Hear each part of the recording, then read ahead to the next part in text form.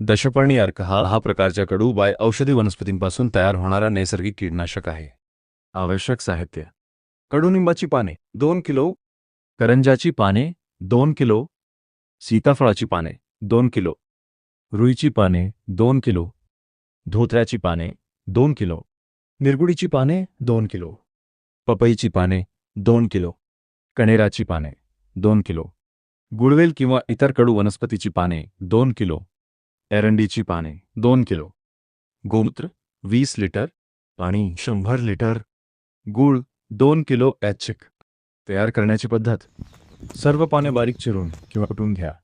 प्लास्टिकच्या ड्रममध्ये 100 लिटर पाणी व 20 लिटर गोमूत्र घाला. त्यात सर्व चिरलेली पाने आणि गूळ मिसळा. मिश्रण लाकडी काठीने चांगले ढवळा. ड्रम सेल झाकून सावलीत 30-45 दिवस ठेवा. दररोज एकदा ढवळा. तयार झाल्यावर कापडाने गाळून अर्क वेगळा करा. वापरण्याची मात्रा: फवारणीसाठी 15 लिटर पाण्यात 300-500 मिली दशपर्णी अर्क मिसळून फवारणी करा. सकाळी किंवा संध्याकाळी फवारणी करणे अधिक प्रभावी असते. फायदे: मावा, तुडतुडे, अळी, पांढरी माशी, फुलकिडे यांसारख्या अनेक किडींवर नियंत्रणास मदत. पिकांवर रासायनिक अवशेष राहत नाहीत. पर्यावरणपूरक आणि कमी खर्चिक उपाय. सेंद्रिय शेतीसाठी उपयुक्त.